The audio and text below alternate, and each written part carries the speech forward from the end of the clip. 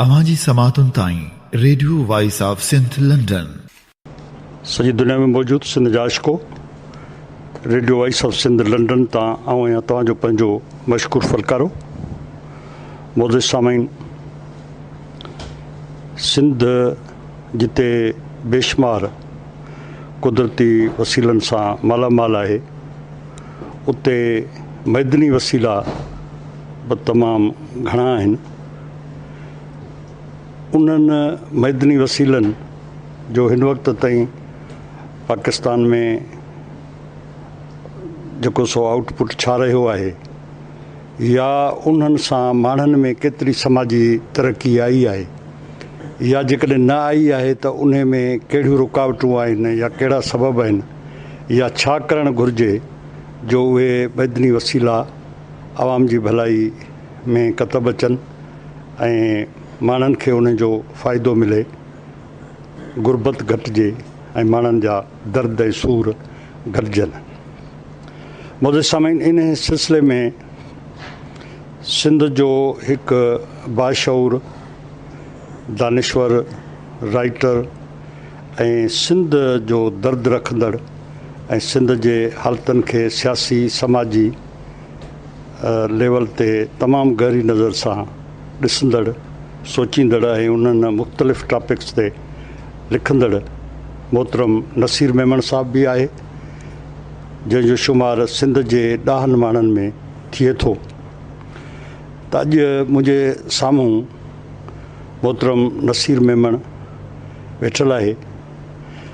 अचो त सांस मिलूं ऐं खांसि सिंध जे मैदनी वसीलनि उहे केतिरा आहिनि, उन्हनि जो हेसि ताईं समाजी तरक़ीअ में कहिड़ो किरदारु रहियो आहे, या जेकॾहिं न रहियो आहे त छा करणु घुरिजे जो उहे मैदनी वसीला हितां जे आवाम जे फलाह बहबूद में कमु अचनि ऐं हितां जी सोसाइटी उन जो भरपूर फ़ाइदो वठे ऐं सिंध जेका मैदनी वसीलनि सां मालामाल आहे उहा ख़ुशहाल थिए। सो इन सिलसिले में हलूं था नसीर मेमन ॾे।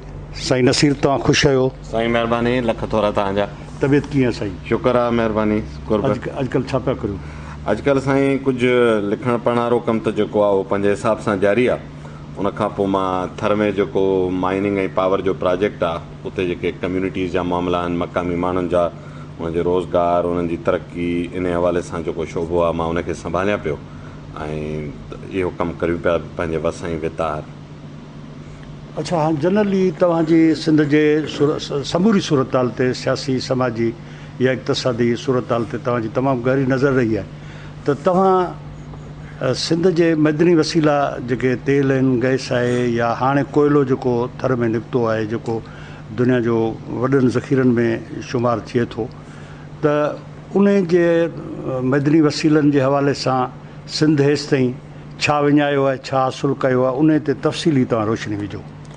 मशकूर साईं, तव्हां तमामु हिकिड़ो अहम सुवाल उथारियो आहे। क़ौमुनि जी तरक़ीअ में ख़ासि तौर ते तव्हां ॾखिण एशिया में ॾिसंदा त जेके उहे इलाइक़ा जिन वटि तमामु घणा कुदरती वसीला आहिनि, ऐं अफ्रीका ते बि इहा शइ घणी लागू थी थिए, बदकिस्मतीअ सां उहे ख़िता, उहे इलाइक़ा, उहे माण्हू इंसानी तरक़ीअ जे पैमाननि ते तव्हांखे हेठां नज़र था अचनि। मिसाल तौर अफ्रीका में त हिकिड़ो इस्तिलाह ईजाद थियो, रिसोर्स कर्स, माना जेको तव्हांजे लाइ वसीला आहिनि कुदरती, उहे तव्हां लाइ हिकिड़ो मलामत, हिकिड़ी पिट या बददुआ, हिकिड़ी बदबख़्तीअ में कीअं तब्दील थिया।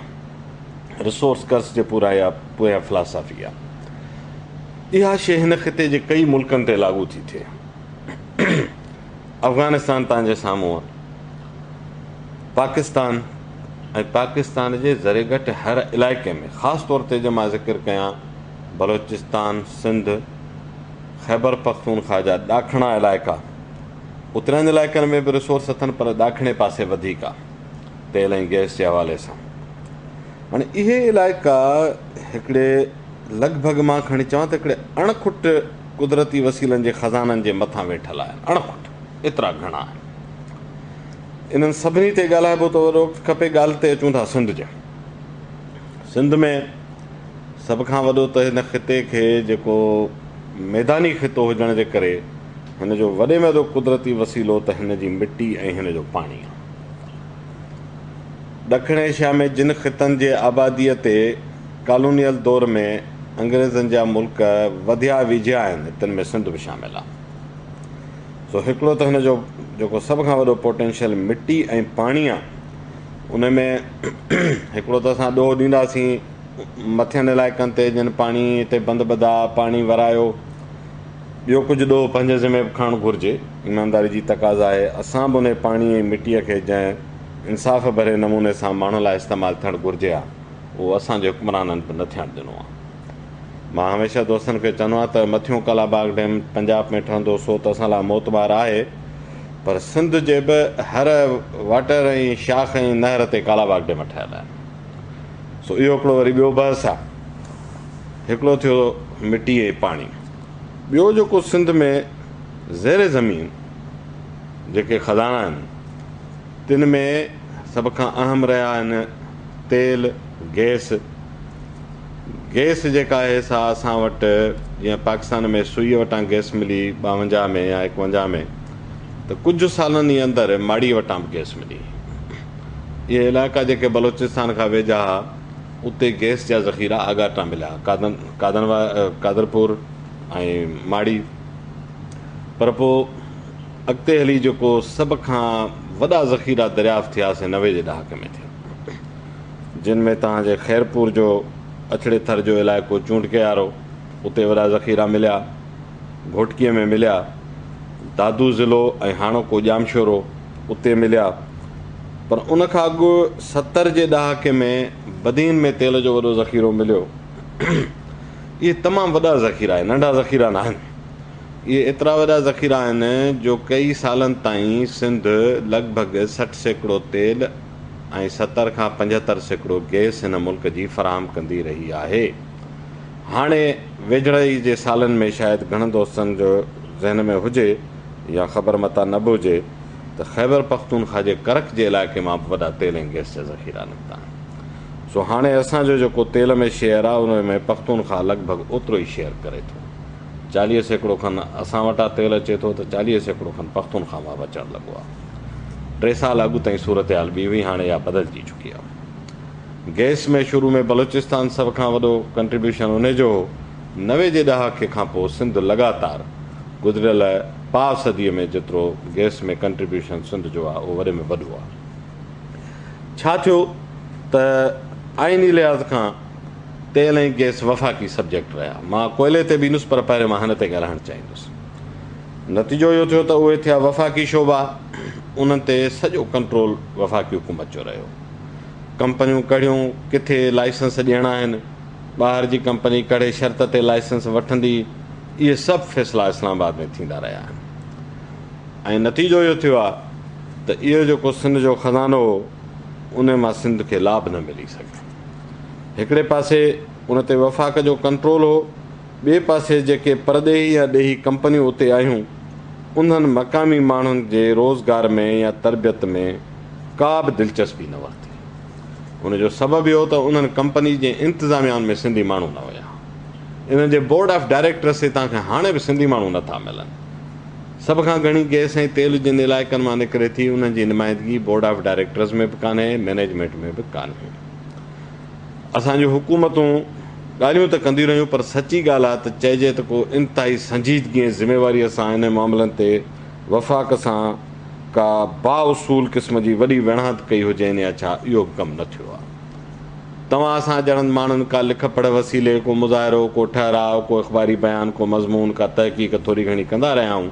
जेतिरो असांखां पुॻो आहे, सिंधी माण्हू हुन ते ताव बि रहियो आहे। सिंधी माण्हुनि में मज़ामतूं बि कयूं अथनि, पर हुकूमतूं जिन खे नुमाइंदगी करणी हूंदी आहे आवाम जी, उन्हनि खे जेके क़दम खणणु घुरिजनि आहे, ओड़ा न खणी सघियूं। ओॾा वफ़ाक़ जी ज़्यादती जिन खे इहो अहसासु ऐं इख़लाक़ियात न हुई त हीउ असांजो सूबो आहे, मुल्क जो हिसो आहे, मुल्क जो बानी सूबो आहे, उतां जे माण्हुनि जे धरतीअ जे हेठां ई ख़ज़ाना निकिरनि था, उन्हनि जो पहिरियों हक़ु आहे, उन्हनि बि इहा शइ न कई। सो हाणे नौबत आहे त तेल ऐं गैस जा ज़ख़ीरा सिंध में आहिस्ते आहिस्ते होरिया होरिया वञनि था खुटंदा। ख़बर न आहे 10-15-20 साल शायदि ॿिया हलनि त हलनि, पर ज़ाहिर आहे अक्सर जेके गैस जूं फील्डूं आहिनि ऐं तेल जूं फील्डूं आहिनि उन्हनि में हाणे पैदावार घटिजे थी। जेका 18 आईनी तरमीम हुई उन में हिकिड़ो चङो फ़ैसिलो इहो कयो वियो त 18 तरमीम थी 2010 में चयो वियो त हाणे खां पोइ जेके बि नवां ज़ख़ीरा दरियाफ़्त थींदा तंहिंमें अधो अधु हिसो सूबे जो हूंदो। ॾिठो वञे त इहा पीपुल्स पार्टीअ सां ॿिया इख़्तिलाफ़ सौ रखी सघनि था, पर इहो फ़ैसिलो सुठो हुयो, छो त सूबे खे अधो अधु हिसो त इंडिया में बि नथो मिले। घणनि हंधनि ते मूं लिटरेचर पढ़ियो आहे इहे अधो अधु नथा ॾियनि, पर इहो सुठो फ़ैसिलो जंहिं तरह अमल हेठि अचणु घुरिजे या बदकिस्मती सां उन तरह सां अमल कोन थी सघे। उन में सिंध हुकूमत जूं बि सुस्तियूं शामिल आहिनि, पर बहरहाल हिकिड़ो आइनी हक़ तस्लीम ज़रूरु थियो। ॿियो जेको असांजे पार्ट ते शइ थियणु घुरिजे हा जेका उन तरह न थी, असां दाहूं कूकूं त कंदा रहियासीं त असांजा माण्हू इन्हनि शोबनि में नथा रखो, पर अॻियां जवाबु ॾींदा त भई नारे जे डेज़र्ट में या जेके बडरे जबल ऐं काई जबल जे अंदरि माण्हू रहनि था, वीचारा मालवंद आहिनि, सजुनि खां रहनि था, मींहों ॻीअ ते को फसल जा ॿ दाणा उपाइनि था, उन्हनि खे हिननि जदीद शोबनि जा हुनर कोन था अचनि, हुनर नथा अचनि चई उनखे ॿाहिरि रखियुनि, उन्हनि जे तरबियत ते, सिख्या ते, तइलीम ते को ख़र्च बि न पिया कनि। हुकूमत जी इहा ज़िमेवारी हुई त उहा सिंध जे माण्हुनि जी जेको इहो पासो हुयो, कंपनियुनि सां ॻाल्हायां, वफ़ाक़ सां ॻाल्हायां त असां हेतिरा 5-7-8 करोड़ ऐं अरब रुपया लॻायूं था, असां मक़ामी माण्हुनि जी ट्रेनिंग कंदासीं, उन्हनि खे उहे हुनर सेखारींदासीं त जीअं हू इन्हनि इदारनि में नौकरियूं वठण जे क़ाबिल थी सघनि। उन ते बि को संजीदा कमु जेतिरो थियणु घुरिजे हा सो कोन थियो, पर बहरहाल जीअं यूनिवर्सिटियूं ठहियूं, भुटे साहिब जे दौर में मेहरान यूनिवर्सिटी ठही, उन में इहे सभु शोबा हुआ त आस्ते आस्ते उन में इंजीनियर कुझु टेक्नीशियन पैदा थिया, जिन खे पोइ थोरो घणो त नौकरियुनि में अॻिते हिसो मिलियो, पर जीअं मिलणु घुरिजे हा तीअं न मिली सघियो। सो इहे कुझु पासा सरकार जे पासे ते, कुझु असांजे पासे ते, पर मजमूई तौरु ईअं चइजे त तेल ऐं गैस मां माण्हुनि खे उहो फ़ाइदो लाभ न मिलियो। हिकिड़ो ॿियो पासो हुन जो आहे रॉयल्टी। हाणे वफ़ाक़ छा ॾींदो? वफ़ाक़ ईअं न आहे त कुझु बि न ॾींदो। वफ़ाक़ समूरा तव्हांजा वसीला हड़प करण जे बावजूदि बि आइनी तौरु पाबंद आहे ऐं ॾींदो रहियो आहे। 12.5% रॉयल्टी टैक्स कटे, बाक़ी जेका रक़म ठहे थी तेल ऐं गैस मां, उन मां जेतिरो सूबे जो शेयर आहे उन ते 12.5% रॉयल्टी मिलंदी आहे। ॿियो गैस डेवलपमेंट सरचार्ज हिकिड़ो आहे, उहो बि मिलंदो आहे, ऐं जेका एक्साइज़ ड्यूटी आहे गैस ते उहा बि मिलंदी आहे। त मां पुठियनि 5-7 सालनि जा बजट बुक्स ॾिठा आहिनि त को अहिड़ो साल बि आहे जंहिंमें सिंध खे निमत में 80 अरब रुपया बि अलोकेट थिया। हाणे थिए छा थो, हिते वरी सिंध हुकूमत जे पंहिंजे पॉलिसी जो सुवालु आहे त जॾहिं उहा रक़म वफ़ाक़ मां अचे थी त उहा सूबाई नाणो जंहिंखे प्रोविंशियल कंसोलिडेटेड फंड चइबो आहे उन में विझी था छॾनि। सिंध हुकूमत रॉयल्टी वठे थी, पर वरी इहो नथी करे त जिन ज़िलनि मां उहा रॉयल्टी निकिती उनखे उन रॉयल्टी जो कुझु हिसो ॾियनि, उहो नथा कनि। सूबे जे मजमूई फंड में विझो छॾनि, पोइ बजट में ठहनि था पैकेज कंहिंखे मिलंदा, कराचीअ खे मिलंदा, पैकेज हैदराबाद खे मिलंदो, नवाबशाह खे मिलंदो, लाड़काणे खे मिलंदो, ख़ैरपुर खे मिलंदो, या सखर खे खणी ॾींदा। जेके सियासी तौरु असराइता ज़िला आहिनि से पैकेज खयूं वञनि। नतीजो इहो थियो त जंहिं चूंड कंहिं मां 25 साल अॻु गैस निकिती, चूंड को अॼु बि ओढ़े जो ओढ़ो। जंहिं बडरे ऐं काई जबल जे पहाड़नि जे हेठां 20-25 साल अॻु ENI ऐं लासमो ऐं ॿियनि कंपनियुनि गैस कढी, जिन जोहीअ मां गैस जा ज़ख़ीरा कढिया, उहे ॻोठ, उहे पड, उहे पुराणा इलाइक़ा अॼु बि ईअं ई वीरान पिया आहिनि। ॿियो त छॾियो पीअण जो पाणी बि नथो मिले। सो जिते वफ़ाक़ ते ॾोह ॾियूं था उते सुवाल सिंध जे हुकुमराननि खां बि थियणु घुरिजे त हीअ जेका रॉयल्टी जो पैसो ईंदो, मां चवां थो हिनजो 1-1 सैकड़ो बि साल में लॻाइनि हा। ते नंढियूं यूनियन काउंसिलूं हुयूं, इन्हनि यूनियन काउंसिल में आबादियूं बि वॾियूं कोन्हनि, अॼु इहे इलाइक़ा ख़ुशहाल हुजनि हा। सो हिकिड़ी जंग वफ़ाक़ सां ज़रूरु कजे, पर कुझु सुवाल पंहिंजनि खां बि कजनि। सही। सो इहा थियो तेल ऐं गैस जो किसो। ॿिया बि उन जा घणा पासा आहिनि, पर मुख़्तसिर ॻाल्हि था कयूं। हाणे वेझे माज़ीअ में ॿी जेका डेवलपमेंट थी उहा सिंध जी ख़ुशनसीबी चइजे, जंहिंखे असांखे महिनत करे ख़ुशनसीबी बरक़रार रखण में घणी महिनत करणी पवंदी। उहा आहे थर जो कोयलो। जॾहिं कोयलो दरियाफ़्त थियो, मज़े जी ॻाल्हि इहा थी त 1973 जे आइन में तव्हां ॾिसंदो त 2 लिस्टूं हुयूं। हिकिड़ी फेडरल लेजिस्लेटिव लिस्ट हिकिड़ी हुई कंकरंट लिस्ट ऐं आइन में चयलु हो त जेको इस्म इन्हनि ॿिन्ही में न ईंदो सो पाण मुरादो प्रामशियल लिस्ट में सम्झो वेंदो। उन वक़्तु जीअं त कोल एतिरो घणो दरियाफ़्त न थियो सो कोल न वफ़ाक़ी लिस्ट में ज़ाहिर थियो न कंकरंट लिस्ट में ज़ाहिर थियो। नतीजे में कुदरती तौरु असांजा भाग भला जो कोल सूबाई इस्म। कई दोस्त असांजा शायदि इहा न ॼाणंदा हुजनि, के दोस्त वरी चवंदा आहिनि त 18वीं तरमीम खां पोइ सिंध खे कोयलो मिलियो, ईअं कोन्हे। कोयलो 73 जे असुल के आइन मुताबिक़ बि सिंध जी मिल्कियत आहे। सो इहो हिकिड़ो वॾो मौक़ियो आहे। इहो ई सबबु आहे जो 90 जे ॾहाके में जॾहिं कोयले जे बारे में ॻाल्हि थी, मोहतरमा बेनज़ीर भुट्टो साहिबा उन दौर में हुई, उन जॾहिं कोशिशूं कयूं त उनखां पोइ हिकिड़ी चालाक ब्यूरोक्रेसी जेका हितां जी आहे इस्टेब्लिशमेंट आहे, उन 25 साल इन करे इहो कोयलो निकिरणु न ॾिनो छो त इहो सिंध जी मिल्कियत आहे ऐं थर मां पियो मिलियो। थर जो कोयलो केतिरो आहे हींअर ताईं जेका रिसर्च थी आहे, जियालॉजी जा माहिर चवनि था त घटि में घटि बि हिते 250 अरब टन कोयलो मौजूदु आहे। इहो कोयलो एतिरो आहे जो इन जी जेकर मां तवानाईअ जो वैल्यू कढां त सऊदी अरब ऐं ईरान जे तेल जे तवानाईअ जे वैल्यू खां ॿीण ते आहे। हाणे उहो कोयलो कई सौ मीटर हेठि आहे, उन लाइ उनखे कढण लाइ मॉडर्न टेक्नोलॉजी खपंदी। उन सिलसिले में हिते कुझु साल अॻु सिंध हुकूमत पहिरियों जेको ब्लॉक आहे जंहिंखे ब्लॉक 2 चयो थो वञे, उहो ओपन पिट माइनिंग जंहिंखे चइजे खुलियल खाण, उन जो हिकिड़ो कॉन्ट्रैक्ट जेका हुन में मुख़्तलिफ़ कंपनियुनि जो कंसोर्शियम आहे, जंहिंमें सभ खां वॾो शेयर ख़ुदि सिंध सरकार जो आहे, 54% सरकार जो शेयर आहे। पोइ उन में एंग्रोब आहे, उन में अबी बैंक जो बि शेयर आहे, उन में थल नोवा बि कंपनी आहे, उन में पोइ ॿियनि इदारनि जो बि शेयर आहे। उन जे कमु शुरू थियो हींअर ताईं तव्हांखे ॿुधायां त इहो ब्लॉक जंहिंखे ब्लॉक 2 चइजे थो, उहो थर जे मजमूई कोयले जो रुॻो 1 सैकड़ो आहे, सिर्फ़ु 1 सैकड़ो आहे। ऐं उन 1 सैकड़े कोयले जे अंदरि जेका तवानाई आहे उन हिसाब सां 5000 मेगावाट जी बिजली ईंदड़ 30 सालनि ताईं पैदा करे सघे थी, सिर्फ़ु 1 सैकड़ो कोयले में।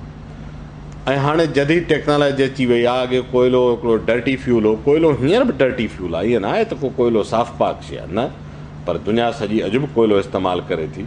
जर्मनी जेको ग्रीन एनर्जी जो सभ खां वॾो वकील आहे, उहो 40 सैकड़ो जे लॻभॻि तवानाई हाणे बि कोयले ते पैदा करे थो। अमेरिका, चीन, दुनिया जा कई मुल्क, इंडिया असांजे थर जे परे पासे राजस्थान में 50 सालनि ताईं कोयलो कढी बिजली पैदा कई आहे।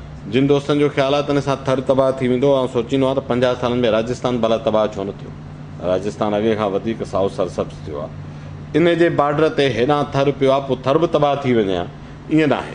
कोयलो बराबरि ख़राबु फ्यूल आहे, पर हाणे टेक्नोलॉजी एतिरी एडवांस थी वई आहे जो जेको 20-25 साल अॻु असां कोयले जी तबाहकारियूं ॿुधंदा हुआसीं माहौलियात जे हिसाब सां, उहे तबाहकारियूं हाणे जदीद टेक्नोलॉजी में मुमकिन कोन्हनि, पर असर ज़रूरु पवंदा।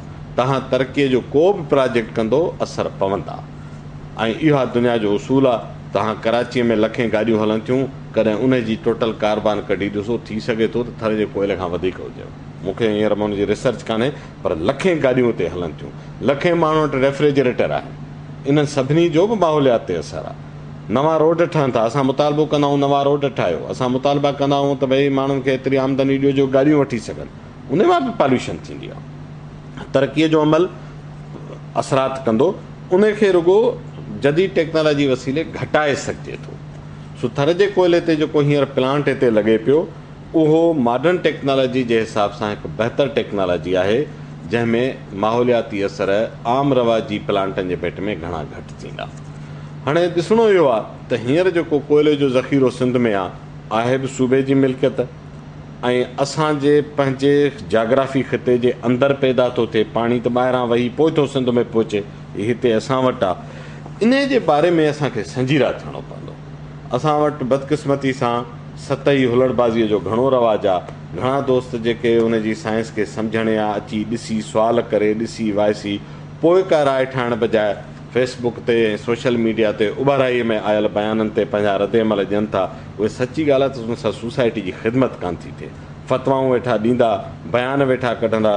बाबा सभ खां पहिरियों तरीक़ो इहो आहे त हीअ असांजी हिन मैनेजमेंट जी हिकिड़ी ख़ूबी आहे त हिते का झल पल माण्हू खे अचण लाइ कान्हे। जेको चवंदो त मूंखे अची हिते रही ॾिसी हिकु ॾींहुं ॿ ॾींहं का रिसर्च करणी आहे, ॾिसणो आहे, मां सम्झणु थो चाहियां त कोयलो कीअं थो निकिरे, इन जी पॉल्यूशन कहिड़ी थींदी, पावर प्लांट कहिड़ो था आणो, सॼी सिंध सॼे मुल्क खे खुलियल दावत आहे। मां तव्हांजे हिन रेडियो जे थ्रू हर सिंध वासीअ खे दावत थो ॾियां त अचो थर जी खे पंहिंजो करियो, अचो थर परे कोन्हे, उनखे फेसबुक ते न ॾिसो, अची साम्हूं रूबरू ॾिसो। असांजो ज़िम्मो आहे त तव्हांखे हली ॾेखारियूं, असांजो ज़िम्मो आहे त तव्हांजे सुवालनि जा जवाब ॾियूं, ऐं जेका शइ असांखे न अचे उहा तव्हांखे पुछी बि तव्हांखे ॿुधायूं। पर मां गुज़ारिश इहा कंदुसि त हीउ हिकिड़ो वॾो ख़ज़ानो सिंध वटि आहे जेको सदियुनि ताईं तव्हांजे बिजलीअ जी ज़रूरतनि ख़िते जी पूरी करे सघे थो, सिंध जे मुस्तक़बिल जी नई शिकिल पैदा करे सघे थो। उन जी मालिकी ऐं मालिकी नारेबाज़ीअ सां न थींदी। मिसाल तौरु असां कराची जी मालिकी जी दावा कीअं कंदासीं, कासमाबाद में वेही प्रेस कॉन्फ्रेंसूं कंदासीं त कराची असांजी आहे। मालिकी तॾहिं थींदी जॾहिं कराचीअ में वेहे पोइ। कोयले जी बि मालिकी फेसबुक ते न थींदी। मालिकी तॾहिं थींदी जॾहिं सुठी कानून साज़ी थींदी। हा, जे तव्हां जिन दोस्तनि जो ख़्यालु आहे त माहौलियात ते असरु कंदो, त माहौलियात जी बि दुनिया में कानून साज़ी आहे। आख़िर अमेरिका, चीन, भारत ऐं जर्मनी ऐं बर्तानिया जो कोयलो ॿारनि था, फ्रांस ॿारे थो, त कंहिं कानून साज़ीअ जे अंदरि ॿारींदा हूंदा न। सही। त ओहिड़ियूं कानून साज़ियूं हिते थियनि, ओहिड़ी टेक्नोलॉजी हिते अचे। सभ खां अहम ॻाल्हि आहे मक़ामी माण्हुनि जो रोज़गार जेको अॼु ताईं तेल ऐं गैस जे शोबे में न मिली सघियो। असांजी दावा आहे, असां दावा साबित करण लाइ तयारु आहियूं, ज़बानी कोन्हे, अची ॾिसी तव्हां अखियूं ॾिसी सघो था। असां वटि 90% खां मथे माण्हू सिंध जो डोमिसाइल रखंदड़ आहे, ऐं उन में मां सम्झा थो त उन 90% जो 90% खां वधीक सिंधी ॻाल्हाईंदड़ आहे। मां सम्झां थो सिंध में जेको रहे थो मुंहिंजे नज़र में सिंधी आहे, ॿोली कड़ी बि ॻाल्हाए, पर घटि में घटि मां चई सघां थो त 90% ते सिंध जो माण्हू आहे। इन में 70 खां 75% माण्हू थरपारकर ज़िले जो आहे। अच्छा। उन्हनि खे हिते जॉब्स आहिनि, ऐं उन्हनि खे ईअं जॉब्स न मिलियूं आहिनि, उन्हनि जी ट्रेनिंगूं थियूं आहिनि। तव्हां अचो, असां तव्हांखे ट्रेनिंग जो शोबो ॾेखारियूं। हिते सलामकोट जा, छाछरे जा, हितां जा माण्हू मिसकीन ग़रीब जेके मालवंदा अॼु हिते तरबियतूं हासिलु कनि था, शटरिंग सिखनि था, स्टील फिक्सिंग सिखनि था, कारपेंट्री सिखनि था, मेसनरी सिखनि था। उन्हनि जो असां डेस्कॉन इंजीनियरिंग जो ट्रेनिंग जो सेटअप ठाहिरायो आहे। उन्हनि सभिनी जे मार्फत असां माण्हुनि में उहा सलाहियत पैदा कयूं था।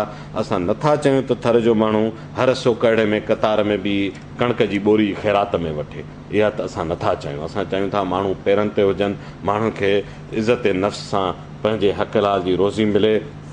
अॼु असां हिते वेठा आहियूं न सलामकोट में, हिते हिन साल मींहं न पिया आहिनि, सोकड़ो आहे। असांजे ब्लॉक 2 जे ॻोठनि में तव्हांखे दावत आहे, हली ॾिसो। सॼे ब्लॉक 2 जे 8-10 हज़ार आबादी में मुश्किल सां 20-25 घराना आहिनि जेके हितां ॿाहिरि माइग्रेट कयो अथनि। सो बि उहे जे कंहिं सबब जे करे हुननि नौकरियूं न पे करणु चाहियूं, न त हिते तक़रीबन हर घर जो 1-2 माण्हुनि खे हाणे नौकरियूं आहिनि, कंहिंखे कॉन्ट्रेक्ट मिलियल आहिनि। त उनजे करे हिन ख़िते जे अंदरि जेका हमेशह असांखे टाउन कमेटीअ चेयरमैन कल्ह ॿुधायो पिए त साईं हिते जॾहिं बि सोकड़ो थींदो असांजे बाज़ारूं वीरान थी वेंदियूं, हिते माण्हू न मिलंदा हुया। अॼु सलामकोट जी बाज़ार तव्हां वेंदो त तव्हांखे हुते बिज़नेस नज़र ईंदो। हिन इलाइक़े मां लॾ पलाण न थी आहे, सिहत जी सहूलियत वसार, सुठियूं सहूलियतूं ॾियूं पिया, तालीम जूं सहूलियतूं ॾियूं पिया।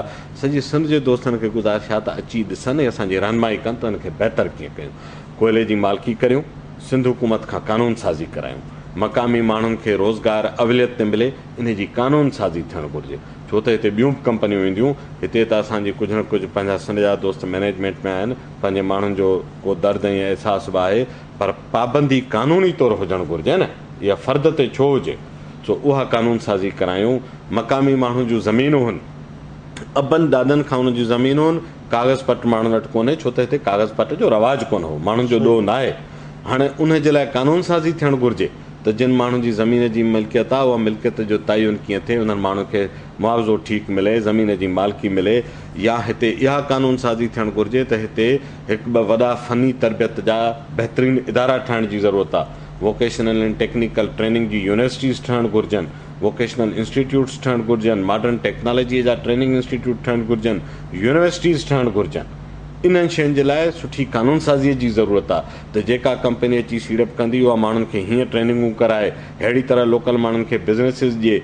इहा जेकर कानून साज़ी न थी त मक़ामी माण्हू जेसि ताईं वेठो आहे हिते माण्हुनि जी सार संभाल कंदो, जॾहिं ॿिया माण्हू मैनेजमेंटूं अची हलाईंदा, उहे मक़ामी माण्हुनि जो इहे ख़्यालु ज़ाहिरात न कंदा। सो असांखे ज़रूरत आहे कोयले जी मालिकी कानून साज़ीअ वसीले कयूं, अचूं वेहूं सम्झूं ॻाल्हायूं, जेका शइ ग़लति आहे उनखे ग़लति चऊं, जेका शइ ग़लति आहे उनखे ठीकु करण जी बि कोशिशि कयूं। रुॻो असां बयान ऐं फ़तवाऊं ॾियण सां शयूं ठीकु न थींदियूं।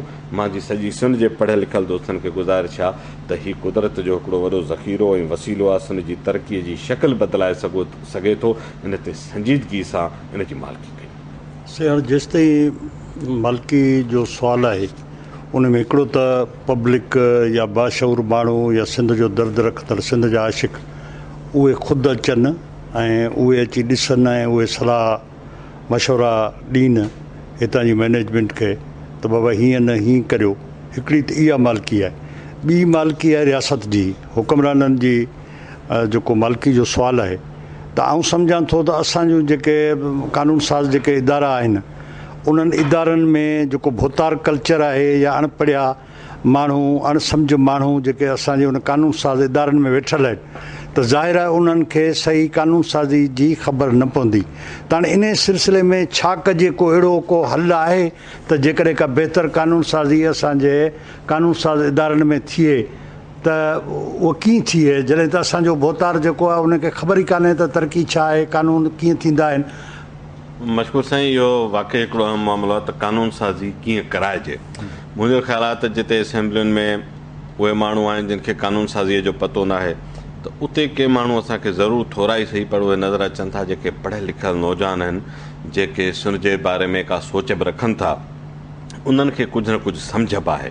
पर थियणी घुरिजे उहा सॼी सिविल सोसाइटी जेका मुज़ाहिरा करे थी, जेका नारा आणे थी, जेका फेसबुक ते लिखे थी, मुंहिंजो ख़्यालु आहे त हिकिड़ो तइमीरी रोल में बि अचे। भली मुज़ाहिरा बि जारी रखजनि, उनजी अहमियत खां इनकार कोन्हे, भली बयान बि जारी कजनि, पर ॿिए पासे ते ॾिसो हिकमत अमली छा हूंदी आहे, सभिनी पासनि ते नज़र रखबी आहे। सो होॾां पंहिंजी जेकर तहरीक हलाइणी आहे त उहा बि हलाइजे ऐं हेॾां कानून साज़ीअ में सहकार बि कजे। मिसाल जी ॻाल्हि आहे, जेकर कानून साज़ीअ जो असांखे को दस्तावेज़ ठाहिणो आहे त सिंध में पढ़ियल लिखियल माण्हुनि जी अणाट त कान्हे न। सिविल सोसाइटी जेका सर सां जेकर मुख़लिस आहे त पोइ वेहे, असां भली मुलाज़िम हुजूं कंपनियुनि जा, मां तव्हांजे रेडियो जे थ्रू वाइदो थो कयां, मां ज़बानी मां ऐलानियल चवां थो मुंहिंजी नौकिरी हली वञे त हली वञे, थर जे बहितरी लाइ कानून साज़ी करण लाइ सिविल सोसाइटी राज़ी थिए, मां उन सां गॾु वेहंदुसि।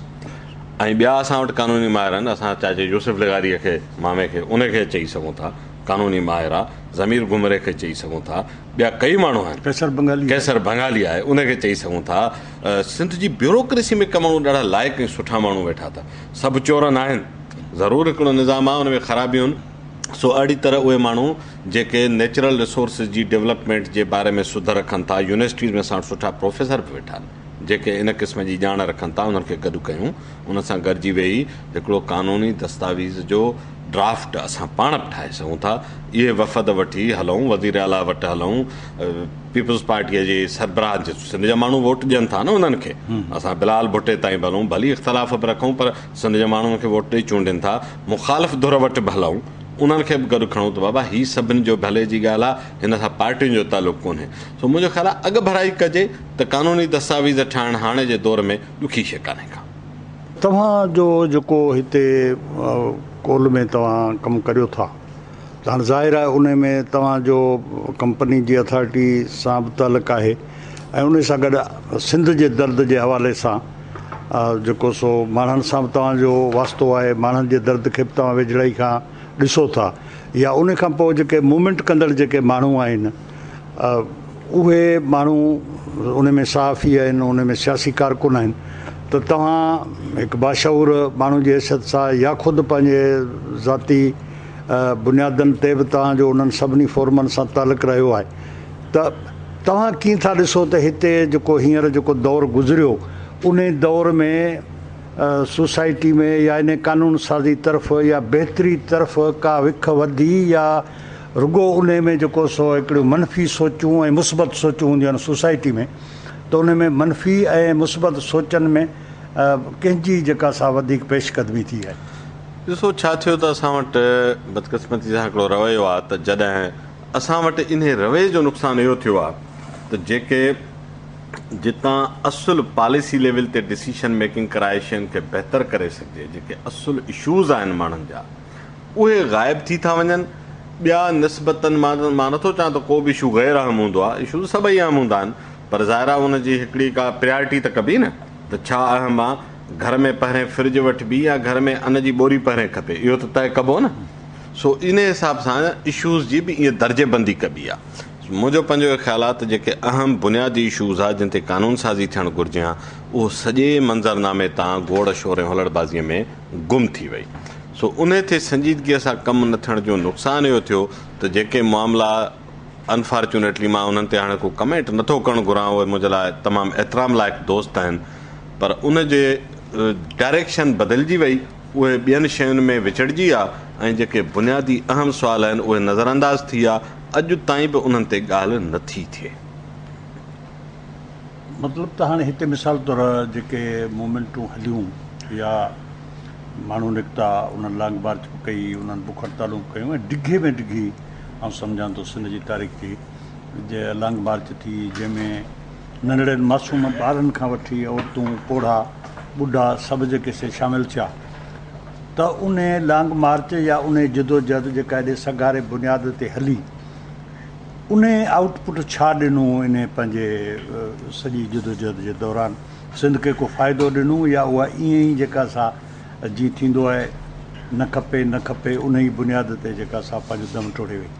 मशकूर साईं, हिकिड़ो त मां बुनियादी ॻाल्हि अर्ज़ु रखां त जेके बि दोस्त नेकनियती सां माण्हुनि जे हक़नि जे लाइ जदोजहद कनि था, मां उन्हनि जो दिलि सां एतिराम कयां थो, ऐं उहे सभु माण्हू सिंध लाइ अहम आहिनि। मां हिन वक़्तु कंपनीअ जे बिहाफ़ ते न, पर मां बिल्कुलु पंहिंजी ज़ाती राय थो ॾियां त असांजे समूरे एतिराम जे बावजूदि मां इहो थो सम्झां त जॾहिं जदोजहदुनि लाइ ठोस हिकमत अमलियूं न हूंदियूं ऐं उन जे बारे में का अवलियतूं ऐं तरजीहुनि जो तयन थियल न हूंदो, ऐं मुतबादिल रस्तनि जे बारे में तयन थियल न हूंदो, ऐं ही 21वीं सदीअ जे डिप्लोमेसी जे दौर में लह विचड़, ॻाल्हि ॿोल ऐं ॻाल्हि खे सम्झण जो रवैयो न हूंदो, त बदकिस्मती सां उहे जदोजहदूं केॾियूं बि सुठियूं ऐं सगारियूं हूंदियूं, नतीजा न ॾेई सघंदियूं।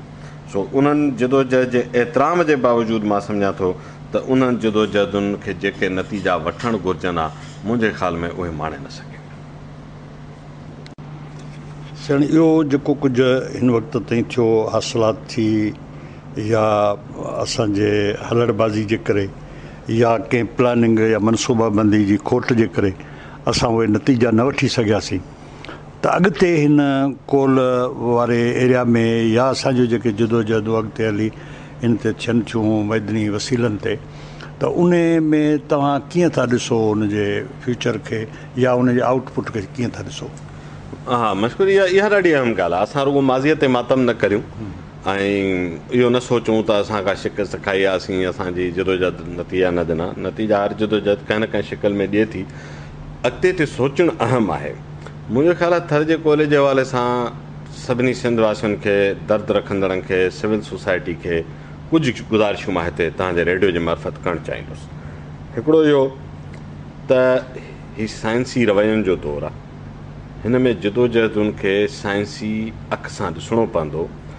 रुॻो फ़तवाऊं ऐं सतही जुमिलेबाज़ीअ जे बजाए रिसर्च करे ऐं अची शयूं ॾिसी सम्झी पोइ का हिकिड़ी राय ठाहियूं। पोइ भली उहा राय असांजी मुखालफ़त वारी हुजे, पर उन जे पुठियां हिकिड़ी लॉजिक ऐं साइंटिफिक नॉलेज ऐं अंडरस्टैंडिंग हुजे।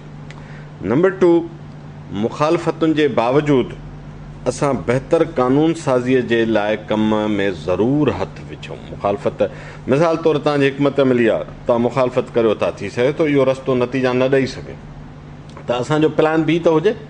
प्लान बी आहे त बाबा सुठी भला कानून साज़ी त थिए, मां मुखालफ़त कंदो रहां, पर घटि में घटि उनजो नुक़सानु घटाए माण्हुनि खे थोरो फ़ाइदो बहितर ॾियारे सघां। सो इहो इन तरफ़ खां ध्यानु हटी वियो आहे जेको, उहो वापसि फोकस ओॾांहुं करणु घुरिजे। ॿी जेका इम्पॉर्टेंट शइ आहे त हाणे उहो दौरु न रहियो आहे त तव्हां खां तहसुब जे बुनियाद ते तव्हांखे को सदाईं माण्हू इंडस्ट्रीअ मां ॿाहिरि रखी सघंदा, सदाईं नौकरियुनि खां ॿाहिरि रखी सघंदा। हीउ उहो पाकिस्तान हाणे न रहियो आहे। अरिड़हीं तरमीम खां पोइ घणियूं तब्दीलियूं आयूं आहिनि। सिंध जे अंदरि नवां तइलीमी इदारा ऐं मिडल क्लास डेवलप थियो आहे। मां इहो थो सम्झां त असांखे हाणे उन इंसानी वसीलनि खे पैदा करिणो आहे, ह्यूमन रिसोर्सिस खे पैदा करिणो आहे, जेको वरी कुदरती वसीलनि जी मालिकी करे।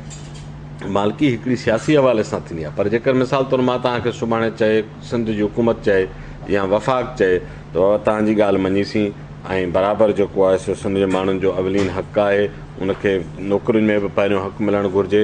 ऐं जेकर चए त 5 ॾींहंनि जे अंदरि असांजो पावर प्लांट लॻंदो, असांखे 50 सुठा टेक्नीशियन खपनि जेके क्वालिटी जा, इहो ख़बरनामनि वारियूं डिग्रियूं न, जेके 5 सालनि जो तजुर्बो रखंदा हुजनि, डिप्लोमा जी डिग्री हुजनि ऐं फलाणियूं 5 शयुनि ते पूरा लहंदा हुजनि, उहो इंसानी वसीला तव्हां आणे ॾियो त असां वटि बि हिकिड़ो सुवालु पैदा थी वेंदो आहे त असां वटि डिग्रियूं त असांजे माण्हू वटि जाम आहिनि। हर सिंधी माण्हू वटि अॼुकल्ह पढ़ियल लिखियल नौजवान वटि 2 BA LLB, असां वटि इलाही दोस्त अचनि था, 2 BA आहिनि, MA बि आहे, LLB बि आहे। लिखायो जो खणी दरख़्वास्त त उहा सिधी कान थी लिखिजे। सो असांखे ॿियो पासो जंहिं ते ध्यानु ॾियणु घुरिजे, वफ़ाक़ ऐं सूबाई हुकूमतुनि उन्हनि सां भली जहिड़ा कयूं, पर असांखे ह्यूमन रिसोर्स पैदा करिणो आहे, ख़ासि तौर ते हुनरमंद, टेक्निकल, छो त हीउ सॼो टेक्नोलॉजी जो दौरु आहे। उन्हनि जा असांजा ॾिसो सॼी सिंध में जेके वोकेशनल ऐं टेक्निकल कॉलेज ऐं इंस्टीट्यूट आहिनि, तव्हां बि सिंध में रहो था, सॼी सिंध घुमो था, तव्हांखे ख़बर आहे उन्हनि जी हालति कहिड़ी आहे, असांखे ख़बर आहे उन्हनि जी हालति कहिड़ी आहे। उतां जेको ग्रेजुएट पैदा थिए थो, ॾिसो प्राइवेट सेक्टर डोमिसाइल ते नौकिरी कोन ॾींदो, प्राइवेट सेक्टर खे अहलियत खपे थी। तव्हां जेकर ज़ाती पंहिंजो रुगो घर बि ठाराईंदो या कार बि वठंदो न, नंढे खां नंढी सादी ग़रीबाणी जे तव्हांखे ड्राइवर रखिणो पियो त रुगो इन करे कोन ॾींदोसि त उहो तव्हांजे ज़िले जो आहियां सिंधी थो ॻाल्हाए, जे ड्राइविंग ईंदसि त ॾींदोसि, न ईंदसि त कोन ॾींदोसि। तव्हां घर ठाराईंदो, जे मिस्त्रीअ खे कमु ईंदो हुनर राज़ के कम जो त तव्हां रखंदोसि, न त तव्हांखे जे पठाण पंजाबी बि मिलंदो, तव्हां चवंदो घर सूर खाई उमिरि कमाए पोइ थो घर जूं 4 बिचूं ठारायां, इहो ॿेली मां हिन ते कंप्रोमाइज़ न कंदुसि। सो प्राइवेट सेक्टर ईअं ई आहे, उनखे पंहिंजो कारोबार, पंहिंजा प्लांट, पंहिंजी मशीनरियूं हलाइणियूं आहिनि, उनखे जंहिं क़िस्म जो फ़नी महारत वारो ह्यूमन रिसोर्स खपे थो, उहो असांखे ज़रूरु पैदा करिणो पवंदो। जॾहिं असां पैदा कंदासीं त उनखां पोइ असां इहे मुतालबा करे सघंदासीं, इहा जदोजहद करे सघंदासीं जो सुभाणे असांखे मौक़ो मिले।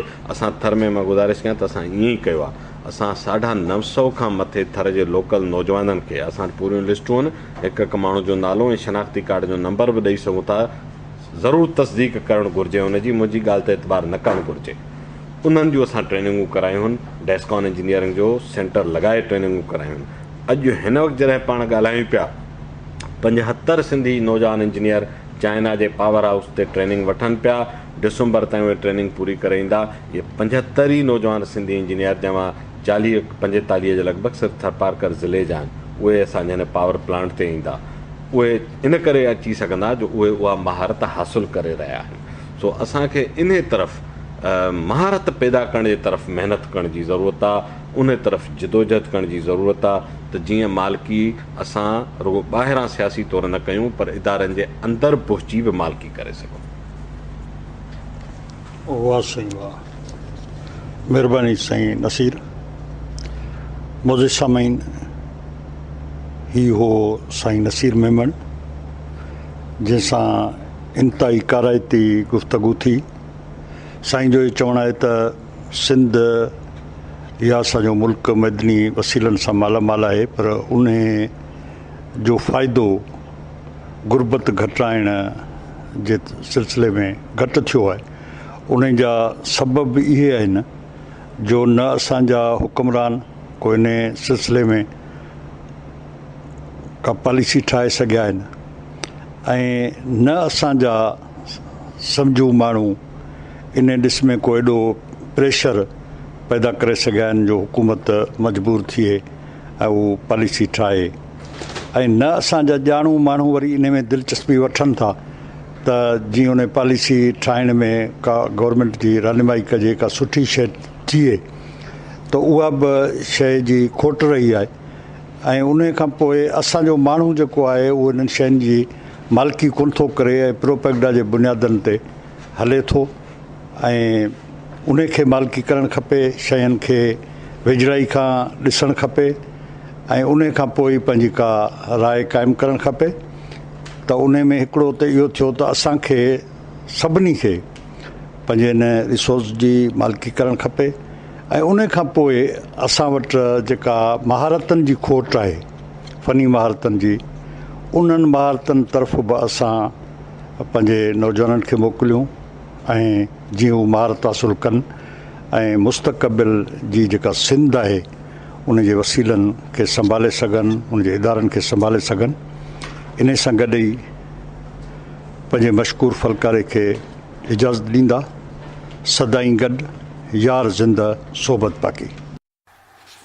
सिंध मुंहिंजी अमा सूह तुंहिंजी मथां छा लिखी, छा लिखां छा लिखी, छा लिखां।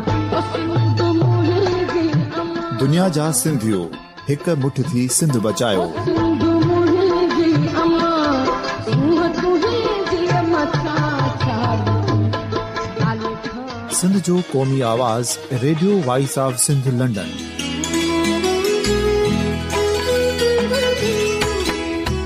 Radio voice of Sindh London पंहिंजी नशरियात में सिंध जी सियासत, समाज, इक़्तिसादियात, तारीख़, क़ौमी उमंगुनि ऐं इख़्लाक़ियात मुतलिक़ सिंध जी हक़ीक़ी तर्जुमानी कंदे प्रोग्रामनि खे असराइतो बणाइण लाइ सिंध जे घण घुरनि ऐं धरतीअ सां प्यार कंदड़ अदीबनि, दानिशवरनि, सहाफ़ियुनि, उस्तादनि, वकीलनि ऐं हर तबिके जे मानवारनि सजणनि खे सिंध में शऊरी इनकलाब लाइ सहकार जो सॾु ॾियूं था। अचो त गॾिजी सूफ़ियुनि ऐं संतनि वारी सिंध जो ओज हिकु मुठ थी वरी वापसि आणण वारे सफ़र जा साथारी बणिजऊं।